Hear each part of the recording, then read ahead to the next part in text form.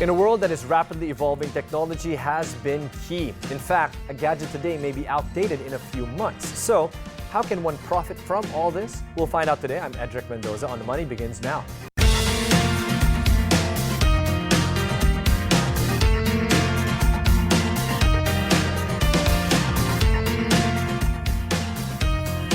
They say 1 out of 7 business startups fail. Our guest today has been down that road and is now thriving in the online retail industry. Let's see what money lessons we can learn from AUDEE Villaraza. Welcome to the show, AUDEE. Thank you for having me. I know, and a friend even off camera. It's great to have you here. Let's talk about business. So, you have tried several things. Here you are now. Let's go from day one. I mean, what got you started in business? My course was not even business, it was advertising. I wanted to go into advertising early on, but my family, especially my mom, has always been in the business industry, and she sort of convinced me when I was still studying in college to try out a business. A business? A business, yeah. And she was dabbling in garments back then, and I had no background, no experience whatsoever in business back then. Okay, and so how did she get you to first start? First-hand experience, I was always with my mom because her stores were in Green Hills. And I loved spending all the allowance she would give me in Green Hills. I would be a great spender. And in a way, I saw myself doing it, what she was doing, because I was seeing how sales were moving and then how she would import stuff from abroad and then bring it here to sell to end users. And it was something that I've always saw myself doing eventually in the future. Okay, so even if you were mainly spending the money back then, it planted seeds, if you will. That's right. Right? And did you go into garments as a result of that? No. Did you ever help your mom with that actual business? Not even. Just the spending part? Just the spending part. I didn't finish college. I left 2 subjects hanging, and when my mom finally realized that I wasn't going to be able to finish college, she sort of convinced me to try out a business, which was back then, 1999, that was the time when the Nokia industry was booming. You had all these electronic gadgets, cell phones mostly, and that was the time when I made that jump from advertising to actually trying out a business. So I opened a few outlets. How did it do? Oh, it was wonderful. Like I said, no background in business. I never knew what I was doing back then. My mom taught me how to do the inventory part and how to import stuff, and then 2 months into the business, I had ROI. Wow. Yeah, which was pretty good. And these were physical stores? Yep, I opened 3 stores. The first one was in Makati Cinema Square, and then after 2 months, I opened in Park Square. Okay. In Glorieta. Okay, and then you did fail a number of times. Can you take us through that journey? Well, still in that same industry of electronics. When I started out, I didn't know anything back then, and I didn't know how to handle people because I never tried the corporate life. So I had a supervisor. That supervisor of mine, I sort of gave him hands-on. And the thing is, because he wasn't also privy to the business, he didn't know how to handle it. And that was my first experience of not knowing what to do back then. And then I dabbled into other areas like corporate giveaways, after-sales service of electronics, and then even in networking. I was in networking for a while. Okay. And all those flopped. Really? Yeah. All at the same time? Well, no, not really, but one after the other. Although, of course, I succeeded first in the retail industry, but because it was getting saturated at a point where I think 2 years after I started the business, people started, the bandwagon effect was coming in, and people started doing the same thing. So I had to move on to different things.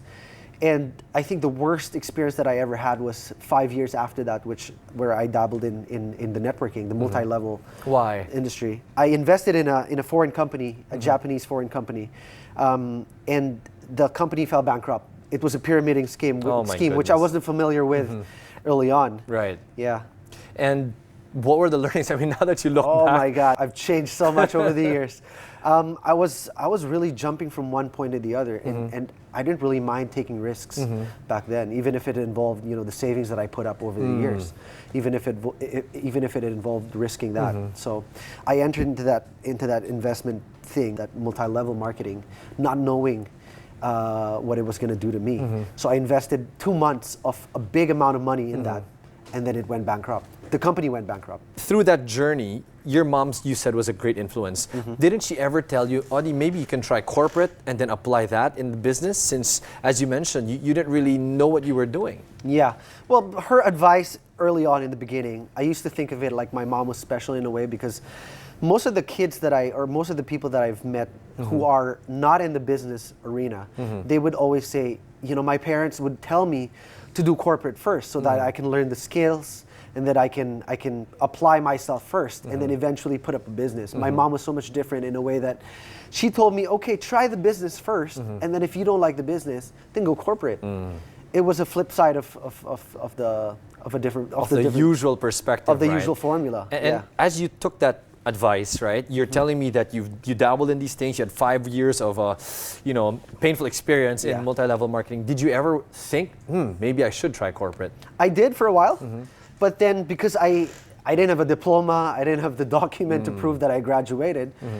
You know, once you're in business, you do your best to always try to start up something else. For me, it was just thinking it was going to be a matter of time till I hit the right one, and that's what happened when I stumbled upon Gadget Grocery, which is now my current business. A friend of mine once told me that if you're a businessman and you never graduated, you'd really try to do your best doing business, because you know that that's the only future for you. So what I did was I tried learning other things, trying to grow myself in as much as learning the skills also of accounting, of doing all the necessary things to learn in business. I did that on my own, just because I knew I didn't want to go corporate anymore. In a way that, because you knew that, you pushed yourself harder, is what I'm hearing. That's right. You tell me about the journey that you took so far in this business attempts, right?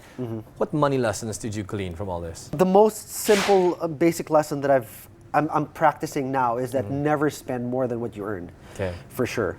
So if you're earning only a specific amount, never go overboard. Never borrowing, does that fall under that as well? that definitely falls under that, because there was a time when I went bankrupt, going back to that incident of investing in the wrong company, I had to borrow money, and I had to borrow in high interest rates, that eventually piled up over the few months that I borrowed, not knowing that the interest was eating me alive.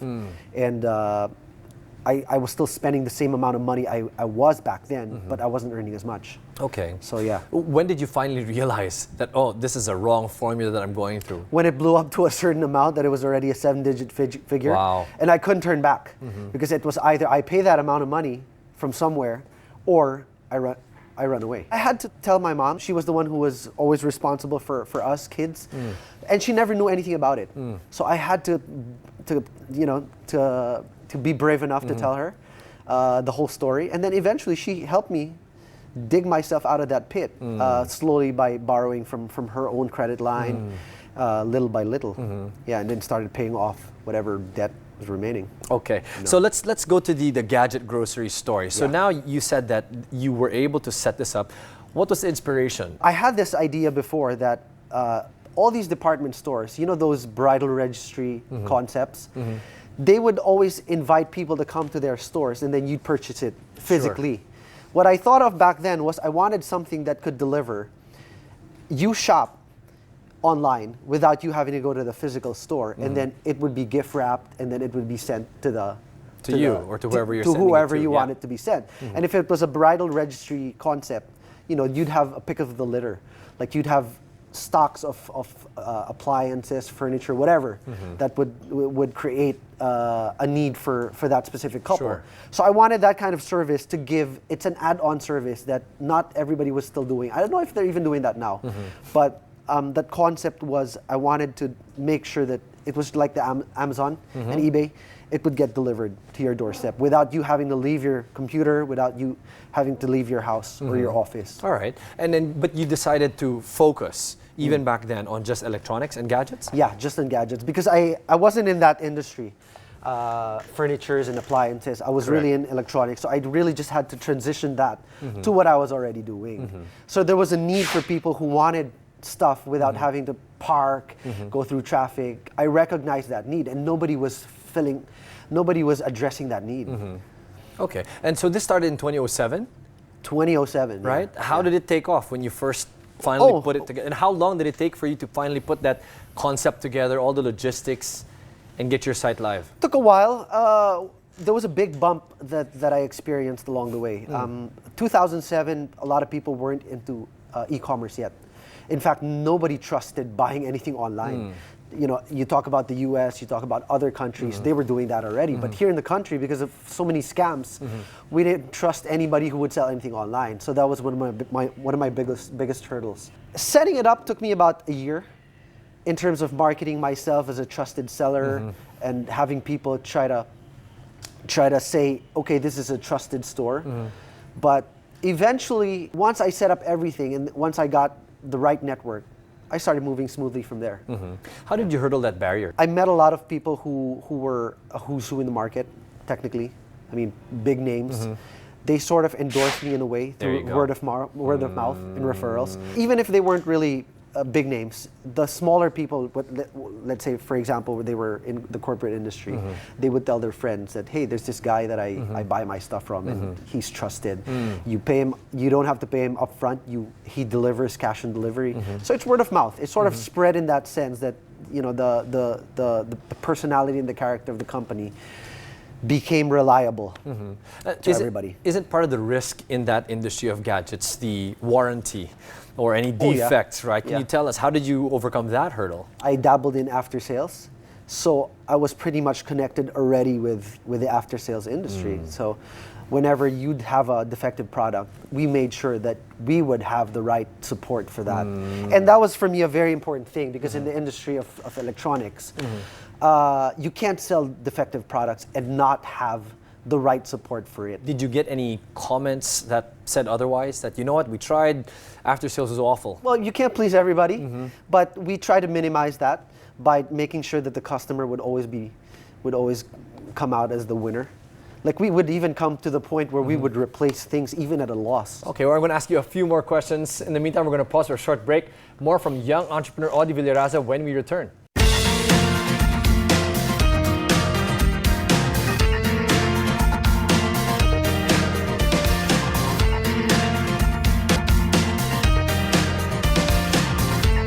Welcome back to On the Money. Still with us is young entrepreneur AUDEE Villaraza, sharing his money insights. And the last point we talked about was what is happening now in gadget groceries. So can you tell me, recent years, how has the performance been? The market versus when you first started is very different now. You have Lazada, you have all these other online retailers, with a lot more muscle, if you will, globally. So how has it been? Competition has really stepped up over the years, and I've seen a lot of other online businesses really gone down because of that. And I think we've transitioned in a way that online we're still present, we still have a presence, but we're dabbling more in the corporate world now. What do you mean? I think, for me, that's the competitive edge that we can offer a lot of people. In as much as, okay, people are offering something online, Lazada, like you said, you've got other websites that sell the same thing pretty much. With us, we use now the website as a marketing tool to enter into the corporate arena. So we have corporate clients, multinational companies who need a supplier. So what we do is we just use the website itself. Okay, you can check all our stuff here on the website, but we still get It's like a catalog for them. That's it. From the point where you started business, you did share a little bit about your money lessons. Let's bring it to today, AUDEE. What have you learned in recent years when it comes to handling finances? I'm wiser when it comes to money matters. You see, back then when I used to import, I don't do importation as much nowadays. In fact, I don't do importation at all. Really? Why? I get from local goods now because it's, number one, less headache. I don't like having to deal with foreign suppliers anymore. And plus, warranty is better if you get it here. Okay. You can go back to your supplier or wherever you sourced out your stuff from. In terms of that, playing in perspective of how I deal with money now, it used to be that I needed a lot of capital to store up a lot of these goods in the office. Nowadays, I don't really have that much need for capital, and it became manageable in a way that I don't have to borrow all the time, because borrowing involves a lot of interest, and you have to keep making sure that you're earning as much more than the interest that you're paying for. Sure. So it's cash flow, essentially. Yes. Now, let's put that into your personal finances. So you're about to be 2 years married, right? How does that play in? I mean, is that the way you also manage your personal finances, staying away from debt, managing cash flow? Give us some insights into that. Well, my wife, because she's more involved with the funding and the budget that goes around in our daily expenses. I usually just give her a budget to work around in, And I know that the budget, whatever budget I give to her, is something that's workable for both of us. Like I said earlier, don't go over what you actually earn. Don't go over your actual income. What is your mindset when it comes to investing? I've learned how to be very low risk. Now I don't really do so much of high risk. I'm doing CitySec Online, which is just the EIP, the Easy Investment Program. I love that. Cost averaging, no? Yeah. Okay. Because I'm just putting in a small amount without even having to learn the actual process of how everything works. I put in a certain amount of money, and then after 20 years, 15, 20 years, then it compounds. Now, between you and her, do you guys have issues, or have you had any issues thus far when it comes to how you handle money? No, not really. Not really? Not really. So how do you avoid that? Because many couples will actually have that problem, right? When you talk money, or when you talk marriage, it becomes one of the top items in terms of source of tension. I think the only solution all the time is communication. You got to always keep that communication line open to make sure that you talk about anything, even if it's not even about money, about education, about priorities, about religion even. Yeah, constant communication. Are you involved in any other businesses now, Audie? Is this your main thing? Yeah. Online retail? Yeah, I'm learning a new business now. I know that there's never a limit as to how many business you should have. I'm dabbling now in the realty industry. And my mom has been in that for quite a while. Are you thinking of dabbling in things related to what you're doing now? Nothing right now, just those two ones, because I've always been focused on electronics. And this is a new thing for me, so I'm sort of trying to learn the market first. That's one of the things that I learned in business. You never dive into something that you don't know. Start small and start slow all the time. What is the one greatest lesson you have had when it comes to handling money so far? Be cautious.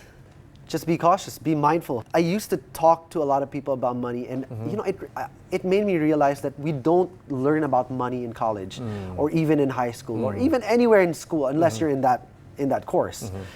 And one thing I learned is that you gotta study money and how it works. You gotta know how money works for you, and not the other way around. So Audie, tell me about what you see happening in the future. What's in store for you? What's next? You did talk a little bit about realty, but beyond that, is there anything else that your passions are driving you towards? I'm working in a way that I want to be able to be so comfortable financially that I can go full-time in community service. To arrive at that point where I can say, okay, I'm retiring from my business, and this is going to be my full-time work. I want to go into service. You see that happening soon? Sooner than later? Hopefully within the next 5 years, 5 to 10 years. Yeah, that's the plan. Okay, awesome. Yeah. Thanks for your time, Audie. Great story. Good having you on the show. Yeah. That's our show today. I'm Edric Mendoza. Send us your money questions by email, Facebook, or Twitter. And to view portions of this interview, visit our website, anc.abs-cbnnews.com, or for the full episode, go to iwanttv.com.ph or log on to tfc.tv. Join us again next time as we sit down with some of the country's prominent and influential personalities and listen to their stories on how they turn challenges into triumphs. Thanks for watching.